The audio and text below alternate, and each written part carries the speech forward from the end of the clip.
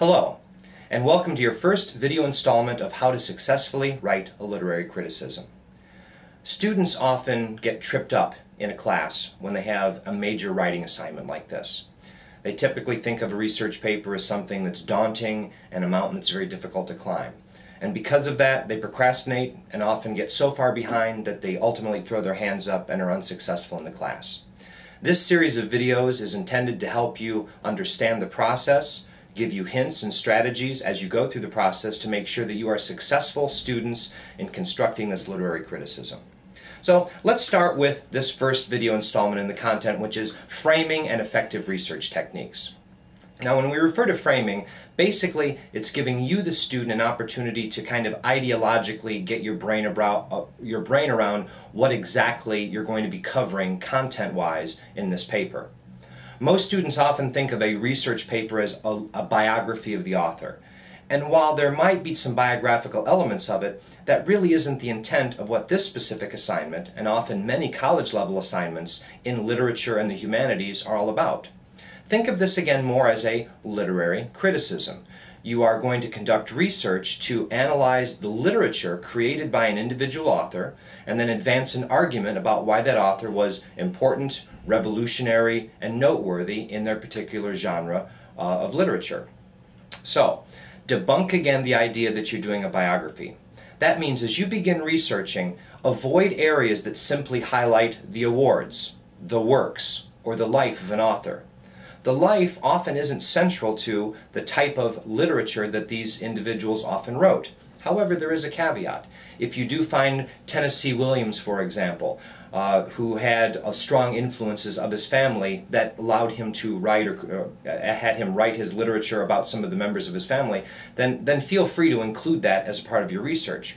However, if the story of their life doesn't impact the literature that they wrote or the theories that they helped evolve and create, you really want to leave that out of this particular assignment. As far as the plays, typically avoid giving me a laundry list of the plays that an author wrote. That's simply a vehicle by which they became noteworthy on a global level. Also, avoid giving me a list of the awards that that individual received. That's basically validation for what they did. So, what you're trying to find then are things like themes, theories, strategies, things that they did that was unique to theater that made them noteworthy in their field. So at the very beginning of this process, it's important that you vet your authors very carefully. Vet, or to research them, to know what you're getting into and who you're going to be spending a substantial amount of time on. The worst mistake a student can make is to not carefully pick an individual. I'll go back to Tennessee Williams. A lot of students in theater pick Tennessee Williams over other authors because they've heard the name before. Yet his work is very subtle, and students often run into a buzzsaw of difficulty because they picked it without carefully vetting really what that author was all about. Now, a website like Wikipedia is not a good scholarly source, and I'm going to talk about that in just a minute. But it is a good jumping off point where you can go and you can get some very simple basics and an overview about that individual author to see if that's someone that you would like to spend a significant amount of time researching and writing about. So make sure you vet your plays early, or your playwrights early. Now, once you've decided who you're going to do, you need to begin your research. So part 2 of this video is effective research techniques, things that you should do and traps that you should avoid. First and foremost, any author that you're doing in literature, start with the DLB. The DLB is an acronym for the Dictionary of Literary Biography. What you want to do is go to the DLB, and it's literally 100+ volume sets of experts who have researched an individual author. Now, the people who are asked to do these articles on an author like Bertolt Brecht or August Wilson literally are the national experts in their field. And what they do is create a 5, 10, 20-page detailed analysis of their theories, their themes, also the life and the plays and the awards that they receive. But again, as I said earlier, you want to avoid that type of content as you're trying to construct your paper for this class and typically other college classes. But the Dictionary of Literary Biography is a terrific way to start. And as a note, it will be a required source for this particular paper in my class. And I would suggest to anyone who's watching this, even if you're not taking a class with me, it is a very highly respected scholarly source to include in any high-level paper that you're writing. So after you've read the entry in the Dictionary of Literary Biography, the next step is to look at the bibliography that is that's at the end of it. Now, these authors that created their entry, their article for the DLB, typically do not use parenthetical documentation or footnotes. It's a long narrative essay that they have created. But at the end of the essay are literally dozens of sources that these experts used to help them come up with all the content that they needed to construct the article that you've just read. So that bibliography at the end of that research, at the end of that article, is literally gold for you as you're beginning your research process. Photocopy the pages at the end, that bibliography. Try to track down some of those sources. They will be literally a gold mine. Now, other areas that you can utilize as you're beginning your research are of course, is the library. Now, there are two major areas that you can use, or two major ways to research the library. First, you can go actually to the physical building, and you can actually pull texts. Texts that you will be able to use for class include reference books that are specialized to the author or theater. Now notice I just didn't say reference books in general. You can't use a World Book Encyclopedia or Encarta Cyclopedia. It's got to be a specialized book. For example, the Cambridge Encyclopedia of World Drama, which is a terrific source for virtually any of the authors that you're going to get. You obviously can pick a book that was actually written about an author. And one thing that students sometimes fall into a trap is that they will, as they pick an author, they'll go and pick an anthology of plays by Caryl Churchill. Well, unless you want to get bogged down in reading multiple plays by the author, that's typically not a good strategy to use. So you want to use a keyword or subject search for the author and not actually get books that are anthologies of the author's work.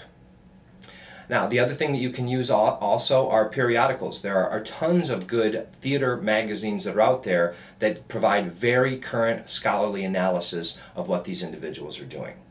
Now, if you are not on site, or if you prefer the electronic method of researching, electronic databases are an excellent way for you to get good quality scholarly articles to assist you with your research. Now, you typically have to have a password and be affiliated with an institution to get into these electronic databases, but databases like JSTOR and Wilson Select are terrific resources for you to get good scholarly high-level articles that are appropriate for your analysis for a paper like this. Now, one thing that I'm not allowing for this class, and I would strongly discourage for any college-level research that you're doing, is to use any type of a website. Websites are fleeting, they're difficult for anyone to ever track down after the paper has been written, and frankly, even if it's published by an institution, an education institution or a university, you never really know who penned the article. And frankly, it's just not accepted as a serious scholarly source at the college, undergraduate, or the graduate level. So for this particular paper, you may not use any websites whatsoever. So let's go back and summarize. This first video is covering the framing of this paper. Remember, you're not writing a biography, you're constructing a literary criticism, where you're going to analyze the themes, the theories, the evolutionary steps that each of these authors took in helping theater and literature. And you can go beyond the realm of theater if it's appropriate for your author. Remember to avoid things like their life, their awards, their work, and focus on the things they wrote about and the theories that they helped evolve. As you begin your research, make sure that you start with a dictionary of literary biography. Make sure that you go to the library and pick reference books that are specific to the author, specific to the theater discipline, and not general reference books. You can find periodicals and other books that use the author as a source, not an anthology that the author has written that's been compiled by someone else later.